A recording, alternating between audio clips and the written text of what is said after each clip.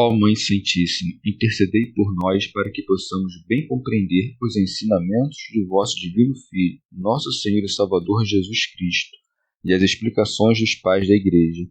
Ó Virgem Imaculada, ofereço-vos este trabalho e peço que abençoais aqueles que o ouvirem, e que seja para a maior honra e glória de Deus. Amém.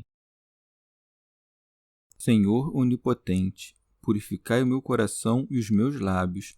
Vós, que purificastes os lábios do profeta Isaías com carvão em brasa, e dignai-vos, por tal modo, purificar-me com a vossa misericórdia, para que possa dignamente anunciar o vosso santo Evangelho. Por Jesus Cristo nosso Senhor. Amém. Senhor, abençoai-me.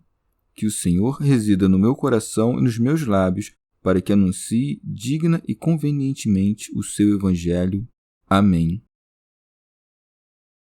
Evangelho de Nosso Senhor Jesus Cristo, segundo São Marcos. Tentação no deserto e Jesus inaugura sua pregação. E logo o Espírito impeliu Jesus para o deserto, e ele esteve no deserto 40 dias, sendo tentado por Satanás, e vivia entre as feras, e os anjos o serviam. Depois que João foi preso, veio Jesus para a Galiléia, proclamando o Evangelho de Deus.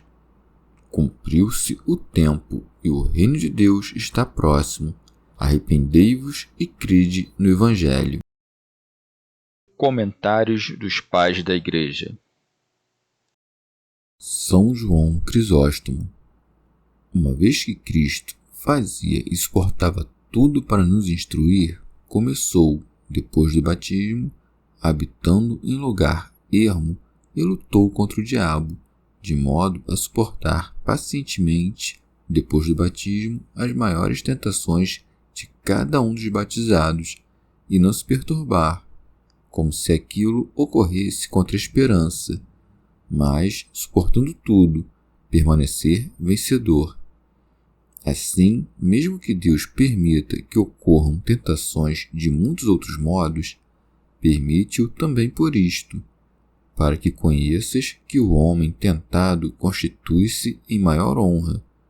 Com efeito, o diabo não se aproxima senão quando tiver visto alguém constituído em maior honra. E por isso se diz: e logo o Espírito impeliu Jesus para o deserto. Por isso não o mostrou simplesmente indo para o deserto, mas sendo impelido, para que compreendas que isto foi feito de acordo com a palavra da disposição divina. E por isso também indicou que não deve o homem lançar a si mesmo contra a tentação, mas, como que impelido de outra parte rumo à tentação, deve dela sair vencedor. São Beda. E para que a ninguém surgisse a dúvida a respeito de qual espírito o impeliu para o deserto, de caso pensado, Lucas contou em primeiro lugar que Jesus, cheio do Espírito Santo, partiu do Jordão, e depois concluiu: e foi conduzido pelo Espírito ao deserto, para que não se pensasse que o espírito imundo pudesse algo contra aquele que, cheio do Espírito Santo, retirando-se para onde queria, fazia o que queria. São João Crisóstomo. O Espírito o impeliu para o deserto. Com efeito, uma vez que propunha chamar o diabo para tentá-lo, não deu ocasião apenas pela fome, mas também pelo lugar, pois o diabo se introduz sobretudo quando vê homens que permanecem solitários. São Beda. Apartou-se também em direção ao deserto para nos ensinar a, uma vez abandonadas as seduções do mundo e a companhia dos maus, sujeitarmos-nos em tudo às ordens divinas. Ele é tentado sozinho pelo diabo, para nos dar a saber que todos os que querem viver piamente em Cristo sofrem perseguições, razão pela qual se segue. E ele esteve no deserto 40 dias e 40 noites, sendo tentado por Satanás.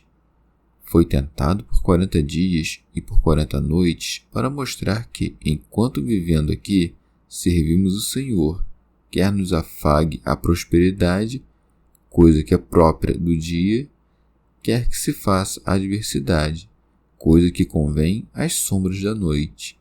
Por todo o tempo o adversário está presente, ele que não cessa de opor-se, tentando ao nosso caminho. 40 dias e noites, com efeito, insinuam todo o tempo deste século, pois o mundo no qual servimos o Senhor é dividido em 4 partes. Por outro lado, são 10 os preceitos com cuja observância lutamos contra o inimigo, e 10 vezes 4 é igual a 40. Segue-se, e vivia entre as feras. Pseudo Crisóstomo diz isto para mostrar de que natureza era o deserto. Era, pois, intransitável para os homens e cheio de animais selvagens. Segue-se, e os anjos o serviam. Com efeito, depois da tentação e da vitória contra o diabo, ocupou-se na salvação dos homens, e como diz o apóstolo, os anjos são enviados para exercer o seu ministério a favor daqueles que hão de receber a herança da salvação. Deve-se também notar que os anjos servidores conservam-se junto daquele que vence a tentação. São Beda. Deve-se considerar também que Cristo se detém entre os animais selvagens como homem, mas serve-se do ministério angélico como Deus. Também nós, quando suportamos no deserto de uma intimidade santa, como a alma sem mancha, os costumes bestiais dos homens, merecemos o serviço dos anjos, pelos quais, tendo deixado os corpos, somos transportados à eterna beatitude. Pseudo Jerônimo. Ou então, os animais pacíficos estão conosco, assim como na arca os animais puros com os imundos, quando a carne não deseja ardentemente contra o espírito. Depois disso, os anjos servidores são-nos enviados para darem respostas e consolações aos corações vigilantes. Pseudo Crisóstomo. O evangelista Marcos segue Mateus na ordem, e por isso, depois de ter dito que os anjos o serviam, acrescentou: depois que João foi preso, veio Jesus para Galiléia. Depois das tentações e dos anjos que o serviam, retirou-se para a Galiléia, instruindo-nos a não resistir às violências do maligno. Teofilacto Diócrida. E para nos mostrar que, nas perseguições, é conveniente recuar e não esperar, mas quando nelas cairmos, convém suportar. Pseudo Crisóstomo. Retirou-se também para conservar-se para o ensino e para as curas antes de padecer.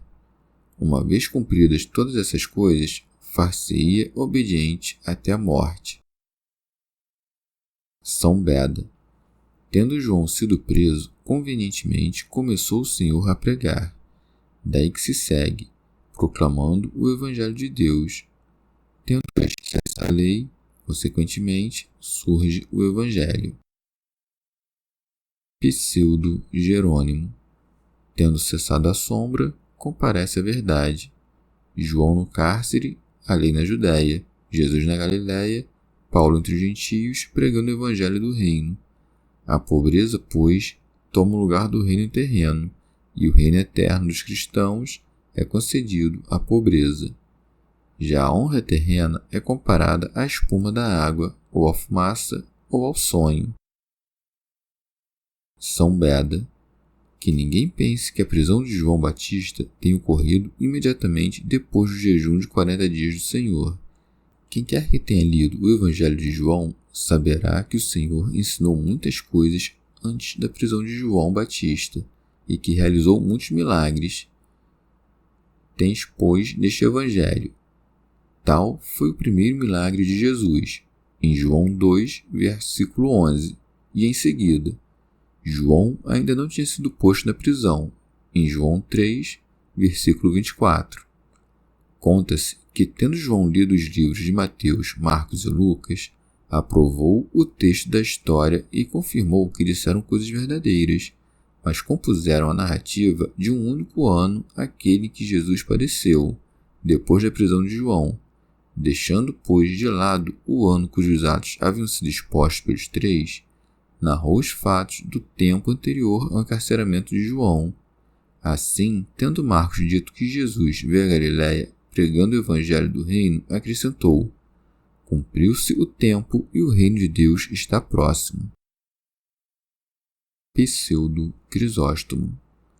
Uma vez que o tempo se havia completado, isto é, quando chegou a plenitude dos tempos e Deus enviou seu Filho, foi conveniente que o gênero humano obtivesse a última distribuição de Deus, e por isso disse que o reino de Deus está próximo.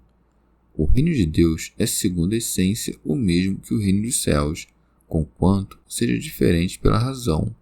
Compreende-se, pois, o reino de Deus como aquele onde Deus reina.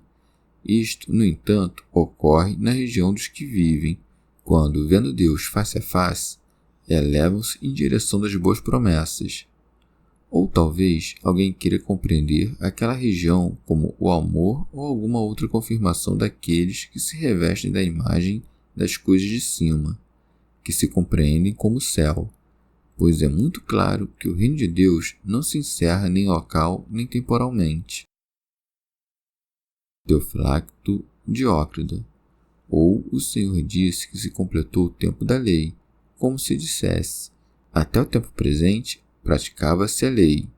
Logo mais, levar-se-á a efeito o reino de Deus, que é a vida de acordo com o Evangelho e que convenientemente se assimila ao reino dos céus. Quando, pois, vês alguém revestido da carne e vivendo de acordo com o Evangelho, acaso não dizes que este possui o reino dos céus? E este não é comida e bebida, mas justiça, paz e alegria no Espírito Santo. Segue-se: arrependei-vos. Pseudo Jerônimo. Faz, pois, penitência aquele que quer aderir ao bem eterno, isto é, ao reino de Deus. Quem deseja a amêndoa quebra noz. A doçura da fruta compensa a amargura da raiz. A esperança do lucro compraz-se no perigo do mar. A esperança da saúde atenua a dor do tratamento.